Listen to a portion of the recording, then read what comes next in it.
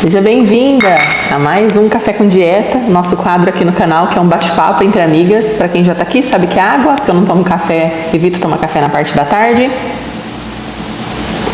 Mas se você quer bater um papo muito gostoso sobre dieta de uma maneira diferente e reflexão sobre a vida de uma maneira geral, eu te convido a ficar por aqui. Você dá um café, passa teu café e senta aqui comigo pra gente bater um papo legal, tá bom?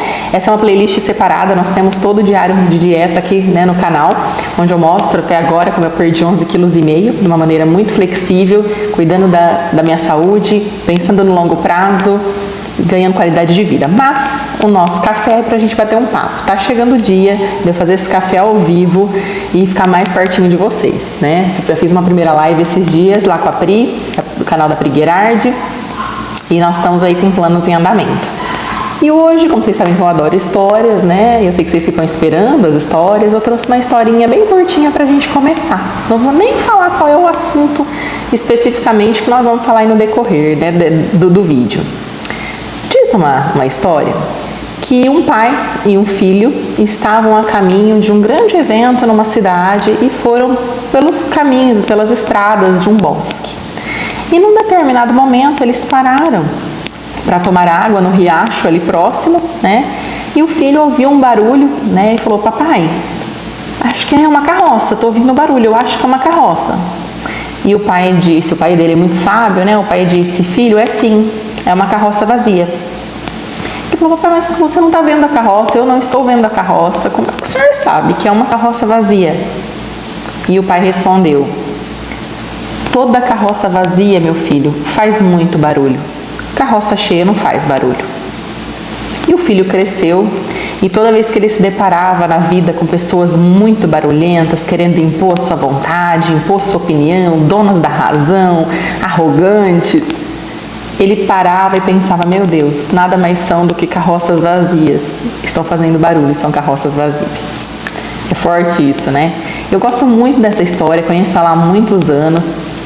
E realmente, né, quando a gente para pensar nisso, né, nas pessoas que estão sempre com a razão, sempre com a última palavra, sabe, pessoas barulhentas, toda vez que eu também vejo uma pessoa barulhenta demais, eu sei que em algum aspecto a carroça está vazia, né? Carroças cheias estão ocupadas demais, fazendo força para carregar tudo que tem dentro, toda a bagagem, e não estão com as engrenagens ali soltas, fazendo um barulho estrondoso. Isso para o nosso emagrecimento serve em dois campos. Para a vida serve para todos, né, gente? Serve para todos. Mas para o nosso emagrecimento, ele serve em dois pontos. Um deles é para isso. Lembra da história do sapinho? Que a gente conversou, né? Tampa os ouvidos, se faz de surdo e sobe a torre. Se você não conhece essa história, tem aqui um Café com Dieta, uma história muito legal. Se você já conhece, coloca aqui embaixo. Já assisti a história do sapinho, né? Ou coloca um emoji de sapinho para eu saber que você já assistiu. Eu fico muito feliz quando eu sei que vocês já assistiram os outros vídeos.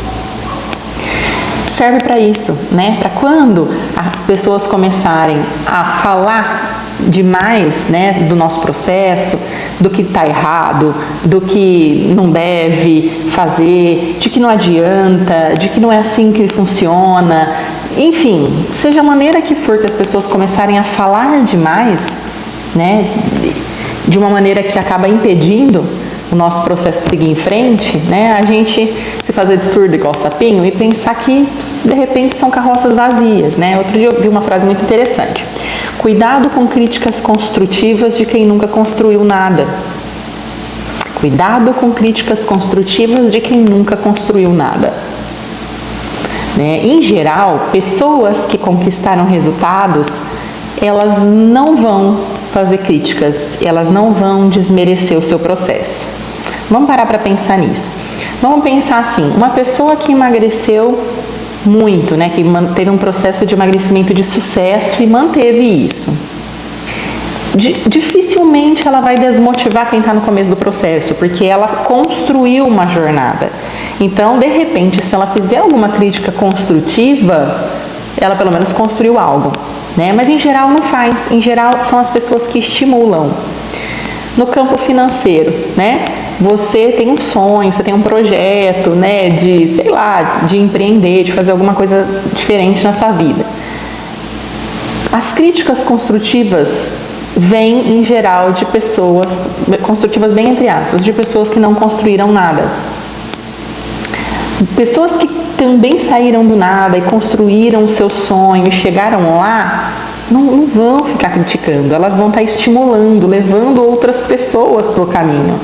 Né? Então, quando ouvir uma crítica, ouvir um barulho de uma carroça, além de pensar, né, que de repente é só uma carroça, está vazio, né, de alguma coisa, pensa nisso também. Né? Primeira coisa, ouvir uma crítica, pensa, o que essa pessoa construiu? Ou o que essa pessoa construiu nisso que eu estou querendo buscar? Né? Então, se é no emagrecimento, o que essa pessoa entende disso? O que ela passou? Não estou falando nem entendimento técnico, porque eu sei que tem muita gente, né, muito nutricionista, muitas pessoas que têm um conhecimento técnico, não necessariamente precisaram emagrecer um monte de peso, tá? Às vezes o conhecimento dela possibilitou que ela nem engordasse, né? Já é uma grande coisa, mas quem passou por isso, né? Que propriedade ela tem para te dar uma crítica ou um conselho, né? Então, se aproxime de pessoas que podem te aconselhar, que estão passando pelo processo, que já chegaram onde você quer chegar, isso em qualquer âmbito da sua vida. E uma outra coisa muito importante que essa parábola, essa história traz para mim, é uma frase que é muito usada na psicologia, né? Todo excesso esconde uma falta. O excesso de barulho da carroça esconde falta de coisas dentro dela. Falta de recheio, falta de produtos, falta do que seria precioso de estar sendo carregado. Né? E na nossa vida é assim, em tudo. Né? Então, de repente, a nossa compulsão pela comida, o nosso excesso de alimentação, o excesso da busca do prazer, o excesso do álcool, o excesso de tudo, né? De redes sociais, todo esse excesso, ele pode estar escondendo uma falta de alguma coisa. E de repente você investigar isso, olhar com mais atenção, talvez até buscar uma ajuda psicológica, né? Se for o caso. Mas investigar isso com mais atenção pode fazer com que você entenda qual é essa falta. E de repente essa falta está ligada lá da sua infância, né? Eu já falei aqui em outros cafés com vocês que às vezes alguma coisa da nossa infância, uma falta material da nossa infância pode vir à tona na alimentação da maneira adulta. Então, por exemplo, você quando criança, de repente, caminhão bem barulhento. Você na sua infância, por exemplo, tinha privação material muito grande e você, não sei, via a vitrine de iogurtes, não vou nem falar marca, né, de iogurtes no supermercado e queria muito aquilo, mas não tinha condições de comprar, né, ou comprava-se uma vez no mês e quando comprava você comia-se como se não houvesse amanhã, né, aquilo ali era... Então, às vezes, você tem alguns alimentos, especialmente esses alimentos do paladar infantil, né, bolachas, chips, iogurtes, esse tipo de alimento do paladar infantil, refrigerante, às vezes, que você está comendo para suprir essa falta da sua criança lá, sabe, de lá de trás que não teve. E de repente você olhar para isso e entender isso faz a diferença na hora de você se posicionar diante dos excessos, se posicionar diante da comida e ter clareza de que isso está acontecendo, sabe, para tentar lidar com isso de outra maneira. E não só falta de comida ligada a excesso de comida. Às vezes, por exemplo, tem a ver com falta de atenção. Né? Às vezes tem a ver com um problema no seu relacionamento, na conjugal, e você está descontando na comida. Está faltando, às vezes, afeto, está faltando companheirismo e você está descontando na comida. Né? Está faltando, às vezes, dinheiro, você está com um problema material, enfrentando, e você está descontando na comida. Né? Existem estudos hoje que dizem que a gente tem que tomar cuidado quando a criança está doente, né? Para não encher-la de tantos cuidados, porque no inconsciente dela, toda vez que tiver a falta de atenção, isso até na vida adulta, inconscientemente, o adulto não tem consciência, ele percebe, ele precisa de atenção, está se sentindo abandonado, está com falta de atenção, o organismo adoece. A mente inconsciente manda uma mensagem para o corpo de que, olha, diminui aí a imunidade, baixa aí essas defesas, porque eu estou precisando de cuidado. Né? Por quê? Porque inconscientemente a memória de ficar doente é a sopinha quentinha da mãe, A memória de ficar doente inconsciente é aquele momento em que os pais levavam para dormir com eles na cama. Então, assim, é muito curioso isso, e é natural, a gente vai, né, quem tem filhos sabe, os filhos estão doentes, e eu já passei por isso com a minha filha mais velha, de alguns momentos, 2 momentos bem críticos da vida dela, em que ela estava se sentindo sem atenção. A primeira coisa foi um adoecimento abrupto. E cercada de cuidados e atenção, ela recuperou assim num passo de mágica. E não era manha, não era nada, era de ficar mal mesmo, de vomitar, de passar mal. O corpo mesmo se defendeu daquela maneira. E depois, quando eu fui conhecer esse estudo, eu entendi que a falta, às vezes, ela vem suprida por um excesso, né? Todo excesso esconde uma falta, todo ruído esconde ali alguma coisa mais silenciosa.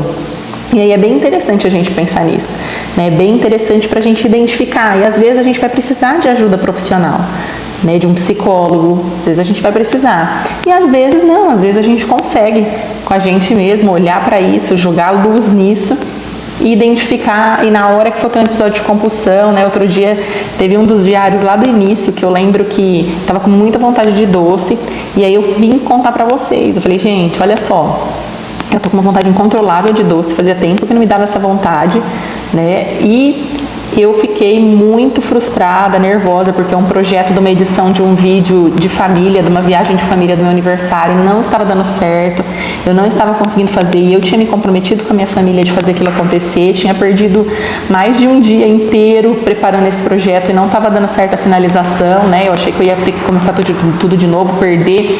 Então aquele estresse todo desencadeou um episódio de compulsão pelo doce, porque o meu cérebro estava precisando de prazer, de paz, eu estava precisando fazer ficar tudo bem, porque ali dentro estava tudo ruído, né? Então vamos pensar nisso, né, com atenção, com carinho, e transbordar isso para as outras áreas da nossa vida, né? Então quando a gente se deparar com qualquer excesso de ruído, excessos em geral, excesso de barulho, tenta entender que esconde uma falta.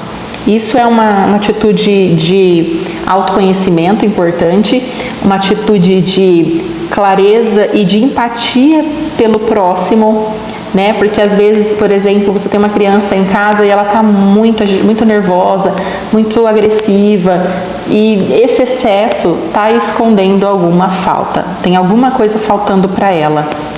Atenção, cuidado, alguma coisa está faltando para aquele comportamento se mostrar daquela maneira excessiva, né? Aquele exagero, aquele letreiro luminoso, né? E aí a gente precisa exercitar isso com a gente e com os outros, né? Com o próximo, com os outros que estão à nossa volta. Tem uma expressão que eu gosto muito quando a gente fala disso dos outros, do comportamento dos outros, de pessoas que estão agressivas, estão gritando e levantam o tom de voz, né? Porque o que falta geralmente, gente, numa discussão, por exemplo, onde alguém precisa gritar?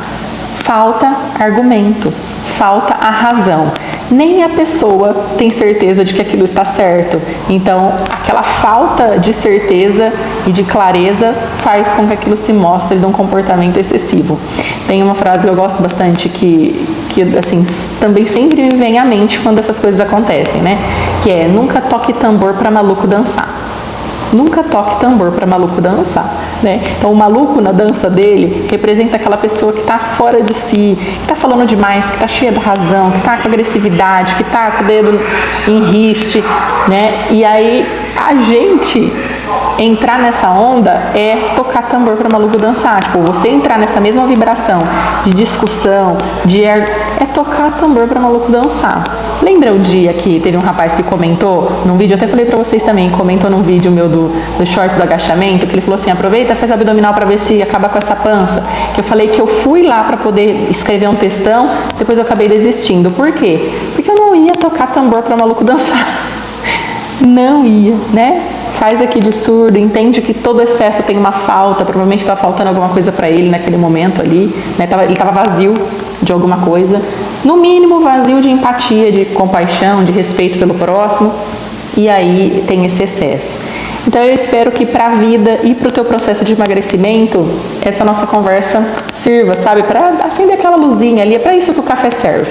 né? O café ele serve em alguns momentos para algumas coisas mais específicas, mas também em linhas mais gerais que a gente pode trazer para a vida toda. Hoje o café ficou um pouquinho mais curto, são acho que 17 minutos mais ou menos. Eu espero que você tenha gostado desse bate-papo e estamos na expectativa pelos bate-papos ao vivo aqui, pelos nossos cafés ao vivo. Deixa aqui embaixo para mim algum comentário, alguma coisa que veio na sua cabeça sobre isso, alguma outra história que você conheça, alguma história que você me indica para que eu possa conhecer e adaptar para trazer aqui para o café, porque vocês sabem que eu amo histórias. E é isso aí, a gente se vê no próximo café. Quero ver se eu gravo mais alguns ainda hoje. Mateuzinho tá dormindo. Quero ver se eu aproveito para gravar, para já deixar aqui na agulha, porque na rotina da semana fica mais difícil de eu sentar aqui para conversar com vocês. Então, um beijo e até o próximo.